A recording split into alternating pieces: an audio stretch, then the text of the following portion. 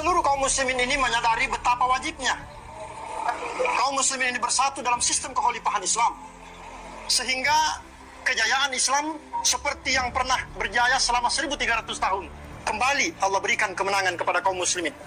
Kita berharap kepada seluruh penguasa negeri ini untuk segera menyadari bahwa kesatuan ini wajib secara mutlak, dan siapapun yang menolak kesatuan ini diancam oleh Allah Subhanahu wa taala.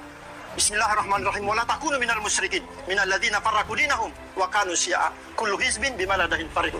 Allah mengancam orang-orang yang berpecah belah itu diancam musyrik oleh Allah Subhanahu wa taala. Maka kita berharap kepada seluruh kaum muslimin di dunia ini, di muka bumi ini, khususnya di Indonesia, segera merapatkan diri dalam kekhalifahan Islam, khilafatul muslimin. Dan kami berharap kepada penguasa negeri ini segera membebaskan beliau Khalifah Amirul Mukminin agar bumi ini, ya, negeri yang kita cintai ini menjadi negeri baldatum thayyibatun.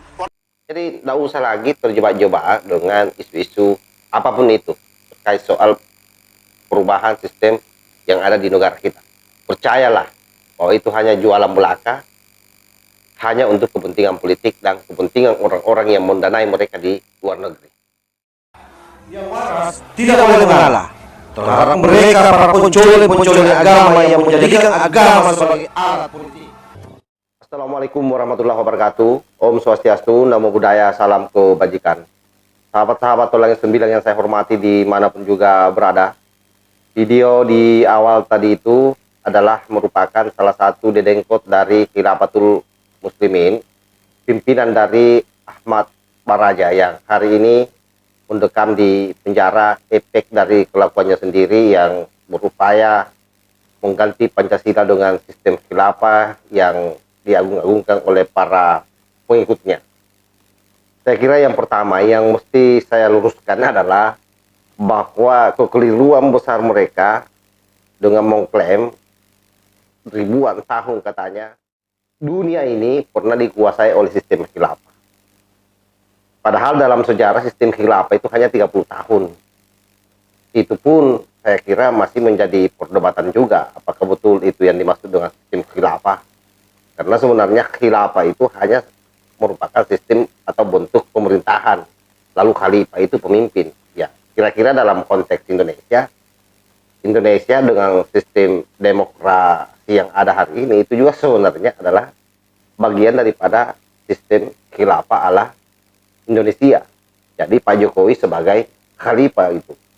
Tetapi sepertinya mereka sangat terobsesi dengan sejarah-sejarah masa lalu yang selalu mereka ungkapkan, dan bahkan merasa bahwa tahun 2024 adalah momentum untuk mengembalikan kejayaan Islam dengan sistem khilafah yang dia masukkan yang jatuh pada tahun 1924 di Turki Utsmani dulu, ya, waktu itu yang dijatuhkan oleh masa Kemal Atatürk.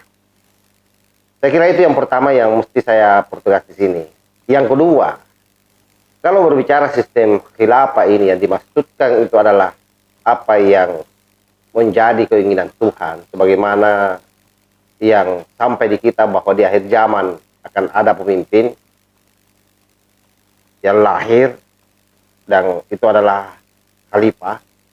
Saya kira itu bukan upaya manusia, tapi itu adalah upaya Tuhan.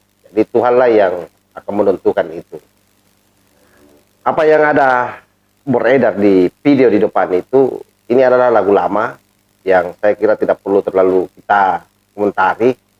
Tetapi yang paling penting saya tugaskan adalah bagaimana agenda-agenda terkait soal penghancuran negara yang ada di dunia ini itu memang sudah lama terjadi, dan boleh jadi agenda-agenda itu sesungguhnya bukan agenda yang serius untuk membangun negara Islam, tapi itu menjadi jalan karena bagaimanapun juga Indonesia ini adalah negara yang dominan Islam agamanya, sehingga dengan masuk dalam isu itu maka dengan mudah propaganda bisa dilakukan dan bisa terjadi chaos antara rakyat satu sama lain, sehingga kemudian negara ini bisa dikuasai oleh mereka.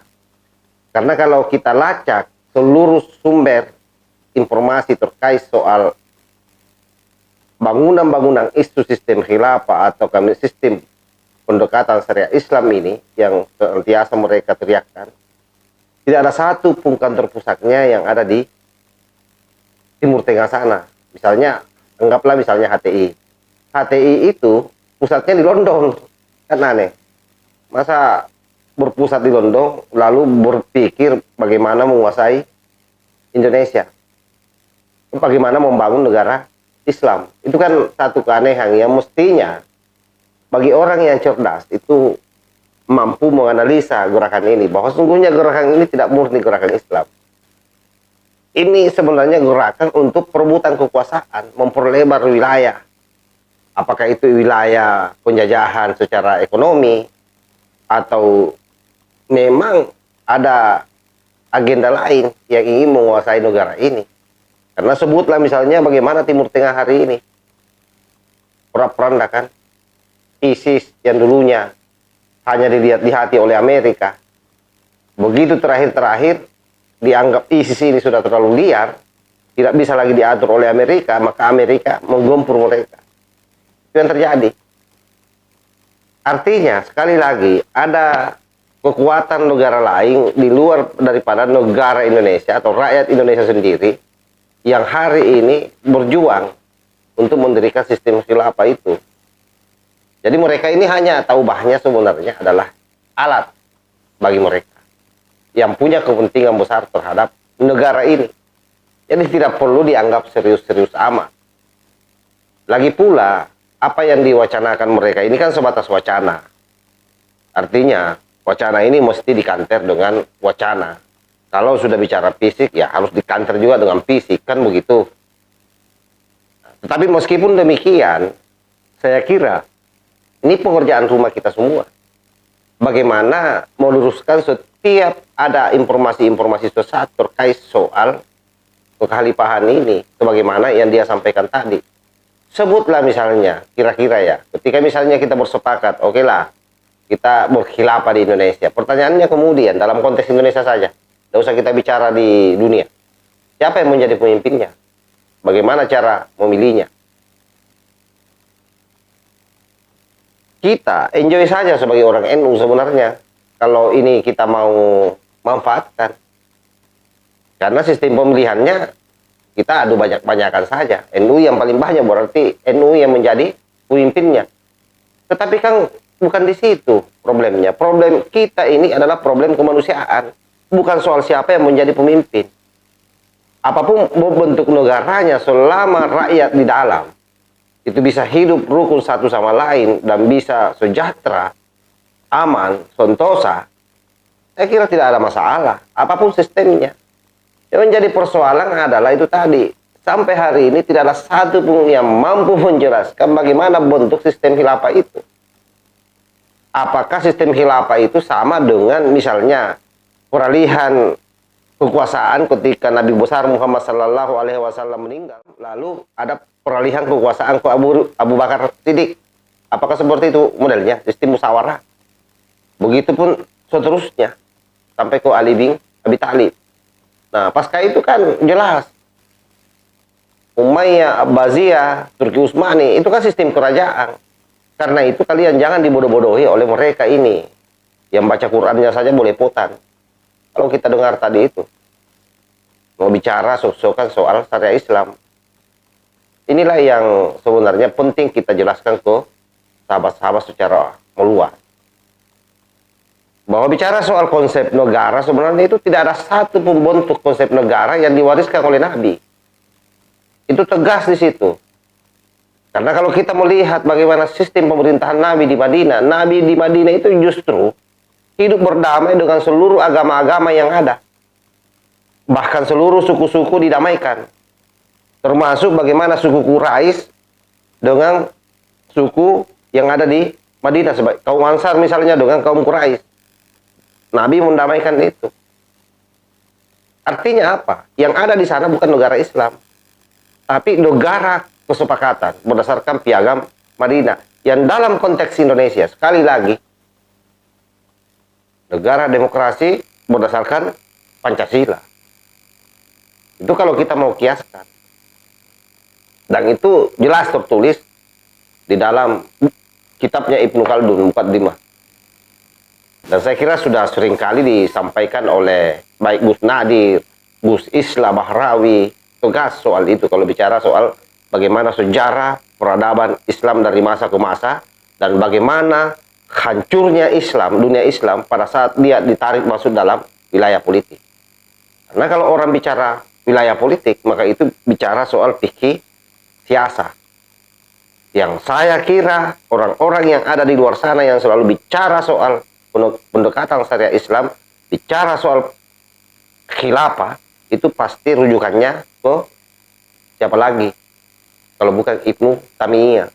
Yang memang konteksnya waktu itu memang sudah sesuai dengan zamannya pada saat Ibnu Taimiyah membuat kitab itu yang istilahnya al-wala wal bara. Itu kan yang selalu menjadi senjata mereka. Nah, hal ini yang kemudian selalu diglorifikasi terus-menerus oleh kaum kadal gurung, oleh kadrung ya. Padahal orientasinya sebenarnya dalam konteks lokal adalah orientasi politik. Dalam konteks internasional tentu bicara soal kepentingan orang-orang yang ada di luar sana. Seperti yang saya sampaikan, siapa yang pernah menyangka kalau HTI itu pusatnya ada di London, Inggris ya. Siapa yang pernah menyangka itu? Jamaah-jamaah yang ada di Pawa, orang-orang kampung tidak akan mungkin tahu itu. Karena yang dia tahu, orang yang datang ini adalah orang yang jidatnya hitam, berjenggot, baju terusan ke bawah, celana cingkrang. Pasti merasa bahwa oh, ini betul-betul ini orang yang menjalankan sunnah Nabi. Yang ada di kepala orang-orang kampung. Karena itu kepentingan kita, bagaimana meluruskan ini. Memberikan narasi-narasi terus, mengedukasi masyarakat terus. Bukan sekedar kita berbeda, tetapi mesti diberikan juga penguatan terhadap rakyat. Kenapa pilihannya NKRI? Kenapa pilihannya Pancasila? Kenapa tidak khilafah? Kenapa tidak NKRI bersyariah ala HTI? Itulah yang saya jelaskan tadi. Bahwa sesungguhnya pandai-pandai kita sudah bersepakat Pancasila menjadi dasar negara, dan seluruh nilai-nilai di dalam Al-Quran itu sudah tercantum di dalam Pancasila. Makanya ditempatkanlah ketuhanan yang Maha Esa pada sila pertama, sila kedua kemanusiaan yang adil dan beradab. Jadi harus berperi kemanusiaan orang. Setelah orang berperi kemanusiaan, jangan lupa adil. Setelah adil, jangan lupa harus beradab. Jadi tidak usah lagi terjebak-jebak dengan isu-isu apapun itu terkait soal perubahan sistem yang ada di negara kita. Percayalah bahwa itu hanya jualan belaka, hanya untuk kepentingan politik dan kepentingan orang-orang yang mendanai mereka di luar negeri. Jadi, tidak ada satu pun gerakan di dunia ini yang berdiri sendiri. Semua pasti ada yang diktat. Lahul muwafiq ila aqwamit thariq. Wassalamualaikum warahmatullahi wabarakatuh. NKRI harga mati, Nusantara milik kita.